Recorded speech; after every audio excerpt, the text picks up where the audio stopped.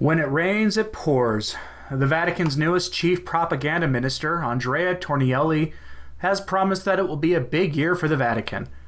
Perhaps it will be, but so far it has gotten off to an inauspicious start for the powers that be.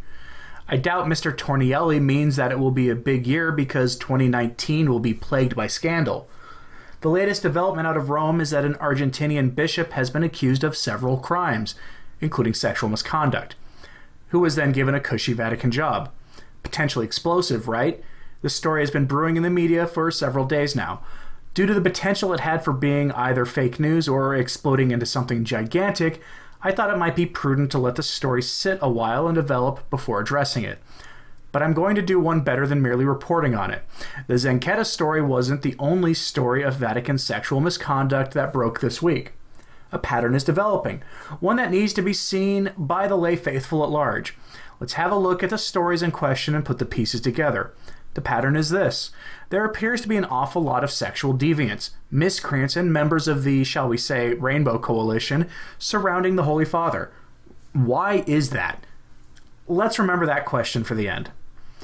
First is the case of Bishop Gustavo Oscar Zanchetta from Catholic World Report, which is an outlet not accused of being anti-Francis by any rational person. The Zanchetta situation is a microcosm of the current crisis. The allegations against Bishop Gustavo Zanchetta apparently involve misrule, bad blood, and sexual impropriety connected with the seminary he personally founded during his tenure in Oran. Posted about a week ago on Catholic World Report by Christopher R. Altieri. The story of Bishop Gustavo Zanchetta, Emeritus of Oran, Argentina, broken Friday by Nicole Winfield for the Associated Press, might be no more than just plain run-of-the-mill bad. Or it could be the tip of a continent-sized iceberg of a scandal. It is certainly a world in a nutshell instance of almost everything sick and broken within the Church. Zanchetta is currently under investigation for alleged sexual misconduct. The investigation is being conducted by the current Bishop of Oran, Luis Antonio Scozina, and is in the preliminary stages. That we are only hearing of this now would be appalling on a good day. That it comes in the midst of a critical worldwide failure of leadership in the Church with systematic occultation of abuse near the heart of the crisis, and in the wake of promises of transparency repeated ad nauseum, is beyond execration. The allegations against Zanchetta apparently involve misrule, bad blood, and sexual impropriety connected with the seminary Zanchetta personally founded during his tenure in Oran. There are also reports of retaliation against the priests who brought the allegations, setting once again in high relief the conspicuous and intolerable absence of protections for whistleblowers in the Church. The press office of the Holy See confirmed the bones of the report for the Associated Press and released the interim press office director, Alessandro Cassotti's, remarks on the matter in an email blast to accredited journalists. Accredited journalists, that's interesting. When Pope Francis accepted Zanchetta's resignation from the See of Oran on August 1, 2017, the press office of the Holy See noted the development in the Daily Bulletin, but gave no reason for the move. Zanchetta issued his own statement citing health problems as his reason for resigning. Now the press office claims his resignation was over problems of governance. The reason for Zanchetta's resignation is tied to his difficulty in managing relations with the diocesan clergy and to very tense relations with the priests of the diocese. Cassotti's statement read, "At the time of his resignation, there had been accusations of authoritarianism against Zanchetta, but there had been no accusations of sexual abuse against him." Cassotti's statement continued, "The problem that emerged then was linked to the inability to govern the clergy. Those two things, serious governance problems and serious health problems, are not mutually exclusive nor are they incompatible with a simmering moral crisis ready to become a scandal." There was no reason, no good one anyway, not to say why Zanchetta was resigning at the same time he resigned, along with as much detail as possible regarding the specific kinds of tension that there were between him and the diocesan clergy. Pope Francis appointed Zanchetta to the Diocese of Oran early in the first year of his reign. When an early appointment in one's native country doesn't work out, it's an embarrassment, but everyone understands that these things happen. Francis then created a special position for Zancada within the powerful department of the Roman Curia, the administration of the patrimony of the Apostolic See, APSA, that manages the Vatican's real estate and some of the Vatican's liquid assets, after a 3-month convalescence in Spain. The sudden and an unexpected reappearance of the Argentinian prelate so soon after his sudden and unexpected disappearance, and in a position created especially for him, did raise eyebrows at the time. Gisotti explained in his statement Friday that Pope Francis did not want Zancada's administrative talents to go to waste.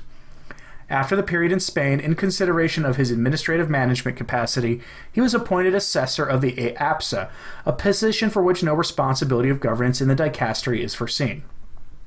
So, Zancada was a good administrator, albeit a poor governor.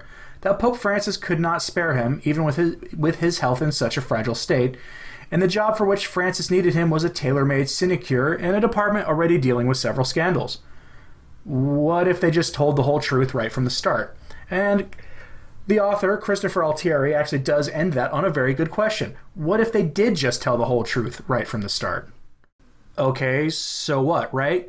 Aside from eerily familiar accounts of sexual misconduct involving a seminary and the silencing of priests under Zancada's care, this sounds like something out of Chicago or Washington, D.C., and it speaks to the lie that this crisis is merely an American crisis. The Catholic World Report story doesn't come out and say that Zancada was same-sex attracted and that he was preying on seminarians, but use your common sense and put the pieces together. This is a systemic problem in the hierarchy, and upon his resignation for crimes that the Holy See knew very well about, Zancada was given a cushy financial post in the Vatican. Why? It makes no sense at all. But then there's this story. The director of the papal residence, Monsignor Battista Ricca, has been outed as being a homosexual.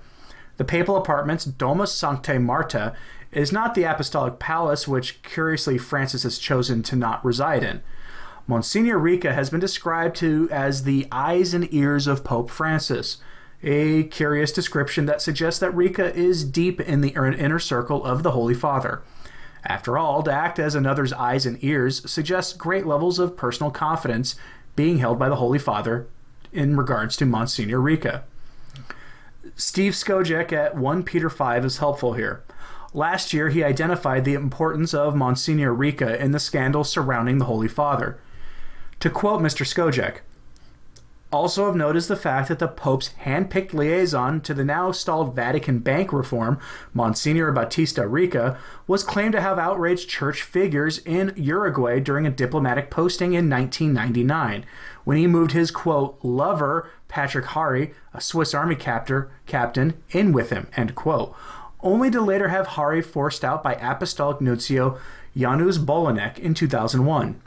Ricca was caught later that year in an elevator, where he was, quote, trapped with a youth known by local police, end quote, after being attacked at a, quote-unquote, cruising ground, a meeting place for area homosexuals.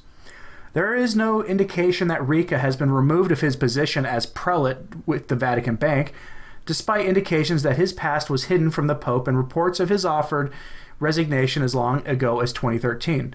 Less well known is the fact that it was in reference to a specific question about Monsignor Ricca that Pope Francis infamously responded, "Who am I to judge?"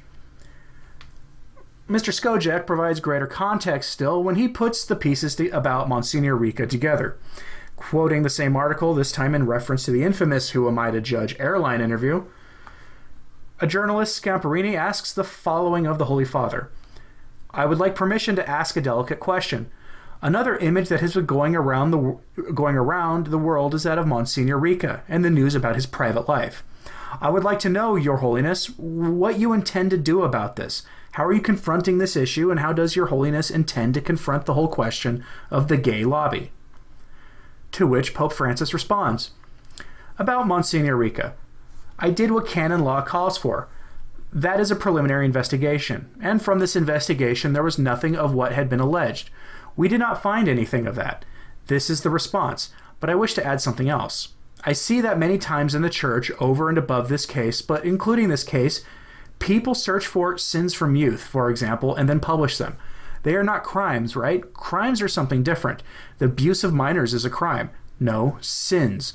But if a person, whether it be a layperson, a priest, or a religious sister, commits a sin and then converts, the Lord forgives. And when the Lord forgives, the Lord forgets. And this is very important for our lives. When we confess our sins and we truly say, I have sinned in this, the Lord forgets. So we have no right to not forget, because otherwise we would run the risk of the Lord not forgetting our sins. That is a danger. This is important, a theology of sin. Many times I think of St. Peter. He committed one of the worst sins, that is, he denied Christ, and even with this sin, they made him pope. We have to think a great deal about that. But returning to your question more concretely, in this case, I conducted the preliminary investigation and we didn't find anything. This is the first question. Then he spoke about the gay lobby. So much is written about the gay lobby. I still haven't found anyone with an identity card in the Vatican with gay on it. They say there are some there. I believe that when you are dealing with such a person, you must distinguish between the fact of a person being gay and the fact of someone forming a lobby, because not all lobbies are good. This one is not good. If someone is gay and is searching for the Lord and has goodwill, then who am I to judge him? The Catechism of the Catholic Church explains this in a beautiful way, saying, wait a moment, how does it say it? It says, no one should marginalize these people for this. They must be integrated into society. The problem is not having this tendency. No, we must be brothers and sisters to one another. And there is this one and there is that one. The problem is in making a lobby of this tendency. A lobby of misers, a lobby of politicians, a lobby of masons, so many lobbies.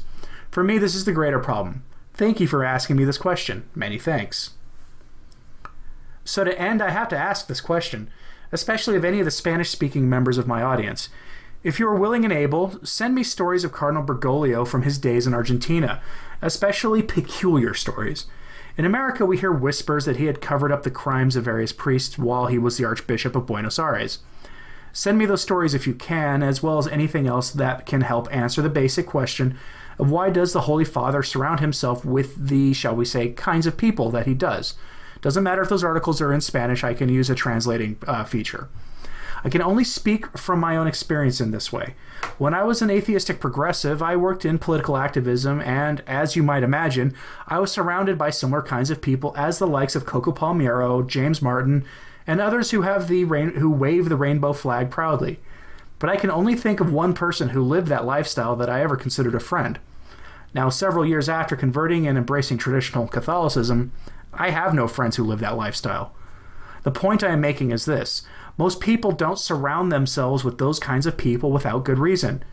So if any of you can search Argentinian media for me and send me news links, please do so. I've had no luck in mining the Argentinian press because I don't speak Spanish.